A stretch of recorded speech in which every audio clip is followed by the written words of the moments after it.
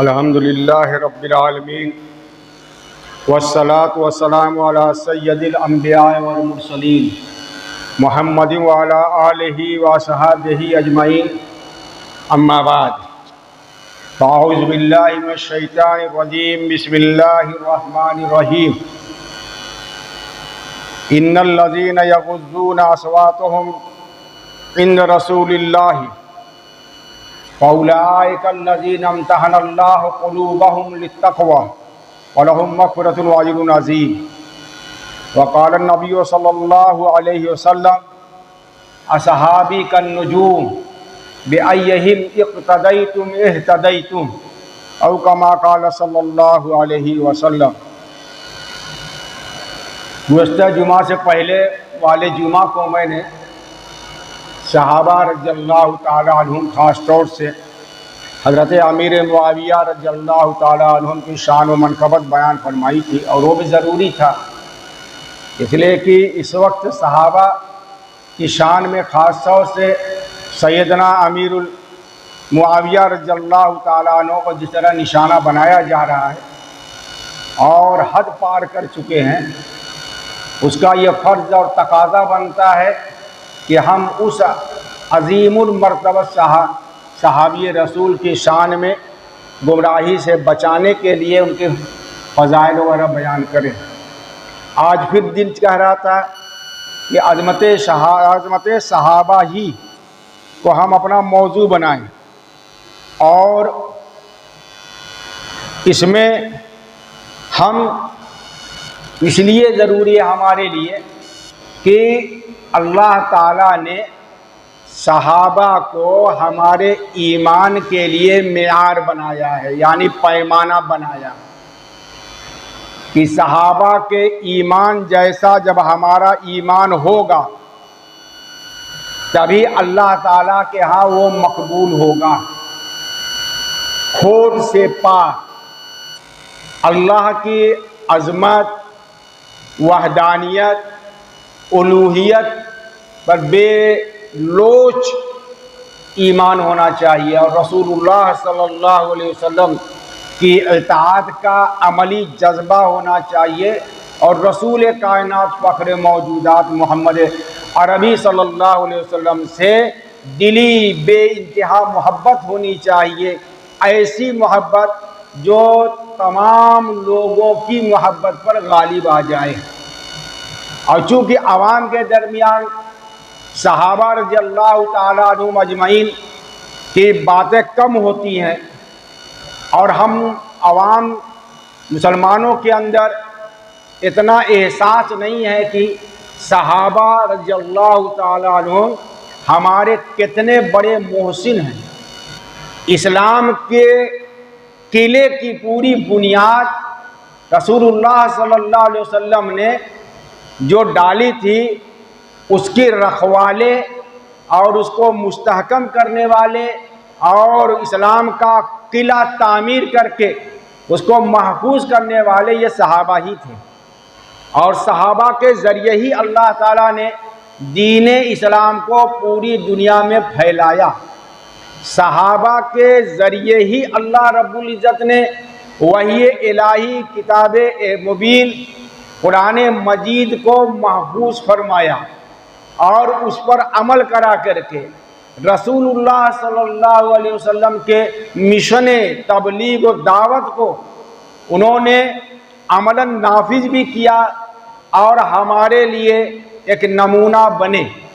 इसलिए अल्लामा इब्न क़य्यिम रज़ियल्लाहु रहमतुल्लाह अलैह फरमाते हैं कि सहाबा रज़ियल्लाहु ताला अन्हुम अजमईन का वजूद रसूलुल्लाह सल्लल्लाहु अलैहि वसल्लम के मोजज़ात में से एक अजीम मोजज़ा है।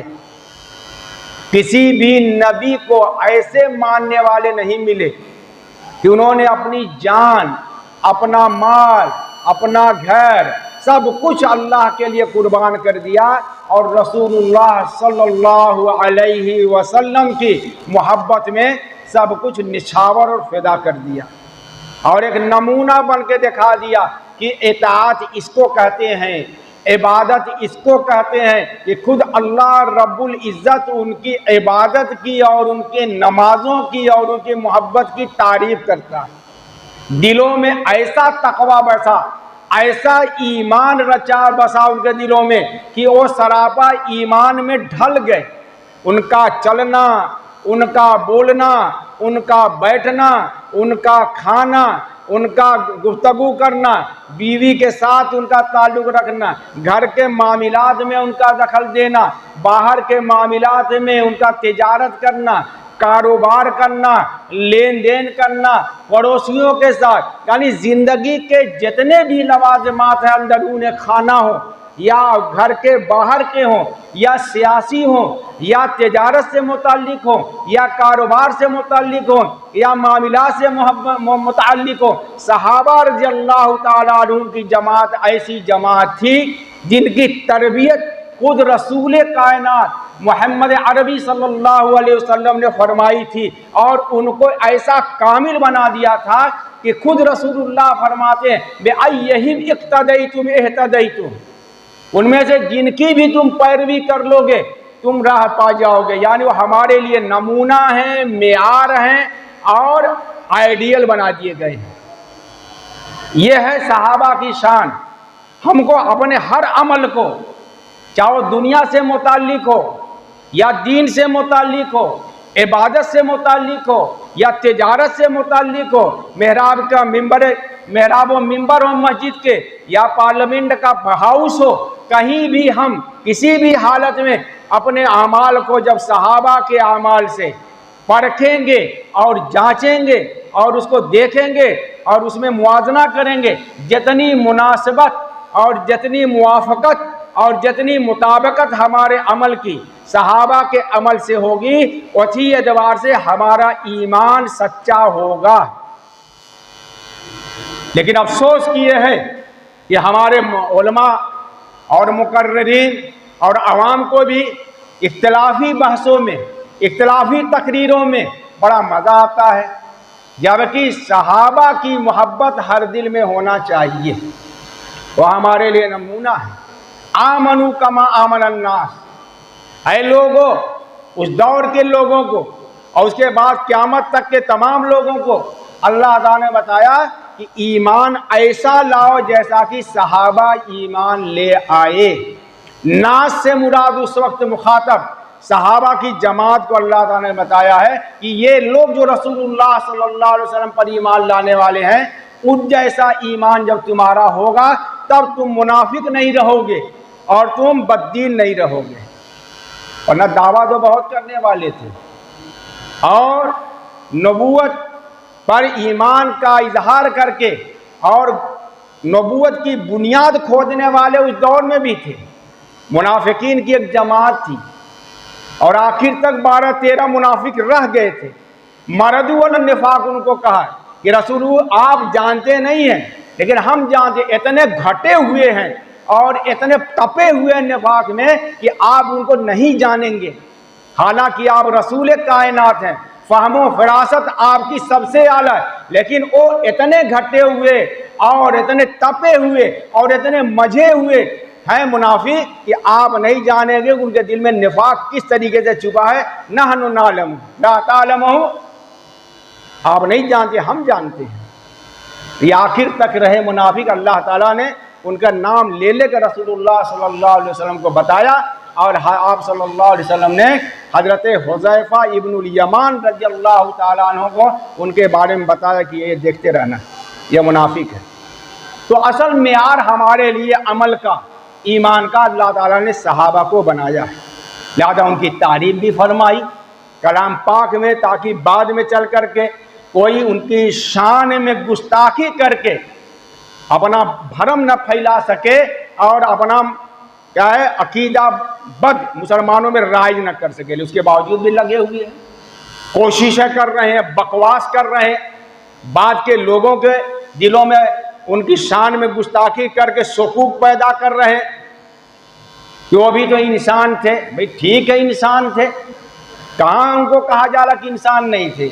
हमसे गलती तो उनसे भी गलती, अपने बाप की गलती पकड़ने के लिए तैयार नहीं, और अगर कोई आपके बाप की गलती पकड़ दे तो लड़ने मरने के लिए तैयार। और 1400 साल पहले की बात है, जिनके फ़ज़ाइल और मनाकिब और खसाइल और महामिद और महासिन को अल्लाह ताला ने कलाम पाक में बता दिया, रसूलुल्लाह ने बता दिया और फरमा दिया अल्लाह अल्लाह फ़ी सहाबी, अल्लाह के डरो, अल्लाह से डरो मेरे सहाबा के बारे में। फमन अहब्बहुम फबिहुब्बी अहब्बहुम वमन अबगदहुम फबिबुग़ज़ी अबगदहुम, जिसने उनसे मोहब्बत की उनसे मेरी मोहब्बत है, यानी मेरी मोहब्बत मशरूत है सहाबा की मोहब्बत से, और जो उनसे बुग़्ज़ करेगा मेरे बुग़्ज़ का मुस्तहिक है। इसलिए कि ये वो अफराद थे जो रसूलुल्लाह ने तरबियत किए थे। आज हम अपने एक लड़के को परवरिश करते हैं और उसको पालते हैं और पोसते हैं और उसको सब कुछ सिखाते हैं, और जब उसको कोई कुछ कहता है तो कि मेरा लड़का मैंने परवरिश की है, इनकी शान में कुछ कहोगे तो बर्दाश्त नहीं करूँगा। फिर जिन जमात को, जिन लोगों को अल्लाह के हुक्म से रसूलुल्लाह ने पाला पोसा, उनके फ़िक्र की, उनके मिजाज की, उनके अखलाक की, उनके कैरेक्टर की और उनके आमाल की, उनकी इबादत की पूरी निगरानी करके उनकी तरबियत फरमाई और अपना एतमाद जाहिर किया, उनकी शान में जब गुस्ताखी करोगे तो क्या अल्लाह के रसूल को यह गवारा होगा? यानी खुद रसूलुल्लाह पर उंगली उठा रहे हो, सहाबा के ऊपर उंगली उठा करके खुद रसूलुल्लाह की तरबियत पर निशाना लगा रहे हो, जिनके बारे में कि अल्लाह के रसूल ने जो फरमा दिया वो वही है जो अल्लाह ने फरमाया। मन अता रसूल फ़क़द अता अल्लाह, जिन्हें रसूल की इताअत की उसने अल्लाह की इताअत की। अल्लाह के रसूल ने जिनको अपना मान लिया अल्लाह ने उनको अपना मान लिया, और रज़ियल्लाहु अन्हुम व रज़ू अन्हु फरमाया। और यही अभी बताया इन्नल्लज़ीना यग़ुज़्ज़ूनहुम अस्वातहुम, बेशक वो लोग जो फरते अदब से एहतराम में रसूलुल्लाह के दरबार में जब हाजिर होते हैं तो अपने मुरब्बी, अपने उस्ताद, अपने इमाम, अपने रसूल, अपने मुक्तदा के सामने ऐसे रहते हैं, इतना खामोश, इतना बाअदब और इतना लिहाज करने वाले कि ज़ोर से बोलते नहीं कि कहीं रसूलुल्लाह की आवाज़ पर हमारी आवाज़ बुलंद न हो जाए। ला तर्फ़ऊ अस्वातकुम फ़ौक़ सौतिन नबी, उनको कह दिया गया था कि अपनी आवाज़ को रसूल कायनात की आवाज़ पर बुलंद मत करना। ऐसे ही एक सबक दिया कि कोई बेटा अपने बाप की आवाज़ पर आवाज़ बुलंद न करके बोले, गुफ्तगू करे, बदतमीज़ी होगा। एक शागिर्द अपने उस्ताद के ऊपर आवाज़ बुलंद न करे, यह ढंग सिखाया अल्लाह के रसूल ने, और अल्लाह ताला ने कहा उनकी शान में कि अदब इसको कहा जाता है कि कोई बेटा अपने बाप के ऊपर अगर जरी होता है तो उससे बड़ा गुस्ताख कोई नहीं होगा। यहाँ तक कि फरमाया ला तकुल लहुमा उफ़्फ़िन, अब बाप जो कुछ भी हो, जैसा भी हो, उसके सामने हर हाल में अदब रखना है। ये लेकिन अल्लाह के रसूल ने तरबियत करके ये बताया है और अल्लाह ने उसके ऊपर तफसीर फरमाई है आयत नाजिल करके। कोई शागिर्द अपने उस्ताद के सामने बदतमीजी करता है, ऐसे ही कोई छोटा बड़े पर जरी होता है, यह सब तरबियत के खिलाफ होता है। तो सहाबा का हर अमल हमारे लिए नमूना। उलाइकल्लज़ीना इम्तहनल्लाह, यह वही लोग हैं जिनके दिलों के तक़वा को अल्लाह ने जांचा है, परखा है। कैसे परखा? आजमा करके, परख करके, मुसीबत में डाल करके, सब्र करा करके। मक्का के 13 साल जिंदगी में रसूलुल्लाह सल्लल्लाहु अलैहि वसल्लम के इन फिदाकारों को, इन जानिसारों को सिर्फ ईमान लाने के जुर्म में जो अजियतें दी गई, जो तकालीफ पहुंचाई गई, जिन मसाइब से गुजारा गया, जिन हालात से दो चार किया गया, ये पूरी दुनिया जानती है कि वो सब्र करते रहे, झेलते रहे और बर्दाश्त करते रहे, लेकिन ईमान का सौदा उन्होंने नहीं किया, रसूलुल्लाह का साथ उन्होंने नहीं छोड़ा। और इसका एतराफ़ खुद अबू सुफियान ने उस वक्त कैसरे रूम हेरक्ल के दरबार में किया था, जब उसने पूछा था कि क्या मोहम्मद पर ईमान लाने वालों ने उनसे नाराज़ हो करके कभी उनको बुरा भला कहा या साथ छोड़ा? तो अबू सुफियान ने कहा कि कभी ऐसा नहीं हुआ, जो इस पर ईमान लाया उन पर मन बिटा। फिर अल्लाह ताला ने सहाबा के ज़रिए हमको यह भी सिखाया कि अल्लाह की खुशनुदी हासिल करने के लिए कुफ्र और शिर्क के मामले में नहायत ही मुतशद्दिद होना चाहिए, आपस में नहायत ही मिलनसार और तलातुफ करने वाला, मोहब्बत करने वाला, उखुवत और भाईचारगी वाला बन के रहना चाहिए कि एक मुसलमान दूसरे मुसलमान के लिए मोहब्बत में, भाईचारगी में, प्यार में ऐसा होता है गोया कि अल मोमिनो मिरआतुल मोमिन, मोमिन का आईना होता है। अल मुस्लिम अखुल मुस्लिम, मुसलमान मुसलमान का भाई होता है।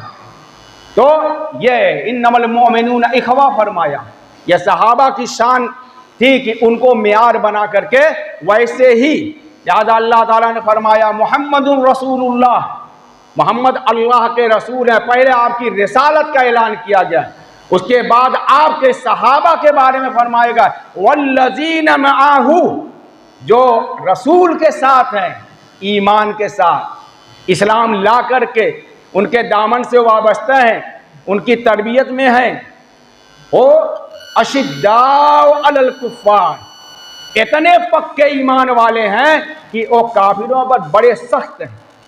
लिहाजा सहाबा कभी भी किसी कुफ्र को बर्दाश्त नहीं करते थे, लाख आपका साथी हो। हज़रत साद इब्न अबी वक्कास रज़ियल्लाहु ताला अन्हु बड़े जलीलुल कद्र सहाबी हैं, रिश्ते में रसूलुल्लाह सल्लल्लाहु अलैहि वसल्लम के मामू लगते हैं, सिपा सालार हैं। ईरान की फतह हज़रत साद इब्न अबी वक्कास रज़ियल्लाहु ताला अन्हु के हाथों हुई थी। उनका ये शान इंसान थी। उनकी वालिदा उनको बहुत मानती थी और ये भी अपनी वालिदा को बेपनाह मानते थे, माँ के फरमा बरदार थे, लेकिन वो ईमान नहीं लाई और वालिदा अड़ गई कि तू या तो मोहम्मद का साथ छोड़, नहीं तो मैं भूख हड़ताल पर बंद हो जाऊंगी और खाना पीना बंद कर दूंगी। 3 दिन तक नहीं खाया। हज़रत साद इब्न वक्कास पर के दिल पर क्या गुजर रही थी, क्या गुजर रही थी, या सोच लीजिए कि माँ ऐसी प्यारी माँ जो जान निछावर करने वाली अल्लाह के रसूल सल्लल्लाहु अलैहि वसल्लम की खिदमत में आई, या रसूल अल्लाह, मेरी अम्मी का ये हाल है, वो चाहती है आपका दीन छोड़ दो और वो भूख बर्दाश्त कर, 3 दिन हो गया खाया पिया नहीं है, कि तुम दीन मोहम्मद से फिर जाओ, दीन मोहम्मद से फिर जाओ। अल्लाह के रसूल सल्लल्लाहु अलैहि वसल्लम ने उनके लिए दुआ की और साद इब्न अबी वक्कास ने कहा कि माँ तू मेरे लिए सबसे प्यारी है, सबसे ज़्यादा महबूब है, लेकिन तू जान ले कि ईमान के बदले में तेरी मोहब्बत कुर्बान कर दूंगा, तू जान दे दे, ईमान मत ला, समझ नहीं। लेकिन ऐसा नहीं हो सकता कि साद ईमान लाने के बाद रसूलुल्लाह का दामन छोड़ दे। ये सहाबा वो थे। जंगे बदर में हज़रत अबू बकर के साहबजादे अब्दुर्रहमान ईमान नहीं लाए थे और उन्होंने ईमान लाने के बाद फरमाया अपने वालिद से एक रोज़ गुफ्तगू करते हुए, अब्बा जान ऐसे कई मौके आए कि जब आप मेरी तलवार की जद में थे, मुशरिकीन की तरफ से लड़ने आए थे। ये 313 सहाबा बद्र में रसूलुल्लाह के फिदाकार जानिसार आपके साथ थे, लड़ाई हो रही है, बाप बेटे के मुखालिफ, बेटा बाप के मुखालिफ जंग हो रही है। अब्दुर्रहमान ने कहा अब्बा जान कई मरतबा मेरे निशाने पर आए, लेकिन मैंने आप पर तलवार नहीं चलाई बाप समझ करके। अबू बकर सिद्दीक फरमाते हैं कि अगर मेरी निगाह तुम पर पड़ जाती और मैं तुम्हें मेरी जद में आते तो कसम खुदा की तुम्हें फौरन तहे तेग कर देता। यह मामला था। अपने हज़रत उमर फारूक का तो यह मामला था, जब गज़वे बद्र के कैदी आए और उसमें रिश्तेदार भी थे। हज़रत अब्बास रज़ियल्लाहु ताला अन्हु रसूलुल्लाह के चचा थे, कितने ही मुहाजिरीन के रिश्तेदार थे। मशवरा हुआ कि क्या किया जाए। उमर फारूक कहते हैं या रसूलुल्लाह सबको कत्ल कर दिया जाए, लेकिन अल्लाह के रसूल सल्लल्लाहु अलैहि वसल्लम सरापा रहमत बन के आए थे। अबू बकर ने मशवरा दिया जो अरहम उम्मती करार दिए गए हैं, उन्होंने कहा कि या रसूलुल्लाह इनको फिदिया लेकर छोड़ दिया जाए, हो सकता कि ये ईमान लाएं। अल्लाह के रसूल सहमत सरापा हैं और आते अबू बकर सबसे रहम दिल हैं, हज़रत उमर सबसे सख्त हैं दीन के मामले में। हज़रत अबू बकर की राय पर आपने कहा कि ठीक है फिदिया लिया जाए, जो फिदिया नहीं देंगे वो पढ़े लिखे हैं 10 मुसलमानों को पढ़ाएं। इस तरीके से हुआ। अल्लाह ताला ने उमर की राय को पसंद फरमाया था। अपने हाथ से कत्ल करो, ये दीन के बागी, अल्लाह के बागी। वो सहाबा थे, अपना घर छोड़ दिया, औलाद छोड़ दी। हम तो औलाद के लिए दीन छोड़ देंगे, और छोड़ रहे हैं लोग, मुर्तद हो रही हैं लड़कियां, और घर वाले उनको पाले पोसे हुए हैं। और जैसे ही किसी ने इस्लाम के खिलाफ किया, ये सहाबा की शान थी, अशिद्दाउ अलल कुफ़ार और रुहमाउ बैनहुम का यह हाल था उनका। आपस में इतनी मोहब्बत, इतना प्यार कि जब ओ हिजरत करके सहाबा मक्का में सब कुछ छोड़ के गए, तो अंसारी सहाबा ने उनके लिए क्या मामला किया मोहब्बत का। जिसके घर में 2 घर थे, जिसके पास उसने एक घर अपने भाई को दे दिया, जिसके पास 2 बाग थे, एक बाग अपने भाई को दे दिया। कोई ताल्लुक नहीं है, कोई रिश्तेदारी नहीं है, एक रिश्तेदारी सिर्फ है ईमान की और रसूलुल्लाह से मोहब्बत की। लिहाजा जिसके 2 बीवियां थी, उन्होंने एक बीवी को कहा कि मैं तलाक देता हूं, तुम शादी कर लो। कदम कदम पर भाई बन के दिखा दिया। ये थे आपस में रहम दिली करने वाले। तराहुम रुक्कान, ऐ रसूल आप उनको देखेंगे रुकू की हालत में, सज्जे की हालत में, रुक्कान सुजदन, आप उनको रुकू और सज्जे की हालत में देखेंगे। सीमाहुम फी वजूहिहिम मिन यब्तगून फज़लन मिनल्लाहि व रिज़वाना, वो इसलिए नमाज पढ़ते हैं कि अल्लाह की रिज़ा चाहते हैं, अल्लाह का फजल चाहते हैं। और हाल ये था कि सहाबा जब नमाज पढ़ते थे तो ऐसा डूब जाते थे नमाज में कि उनकी नमाज को अल्लाह ताला ने मेयार बना दिया। सहाबा जैसी नमाज पढ़ो, इसलिए कि वो रसूलुल्लाह जैसी नमाज पढ़ते हैं। हज़रत अली जब नमाज पढ़ते थे तो ऐसा डूब जाते थे। एक मरतबा आपको तीर लगा, तीर 2 शाखा होता है, तीर निकल नहीं रहा था, तो आपने कहा, बड़ी तदबीरें की गई ताकि ऐसे नहीं निकलेगा, बल्कि जब मैं नमाज की नियत बांधूं, जब मैं नमाज की नियत बांधूं तब तीर झटके से खींच लेना।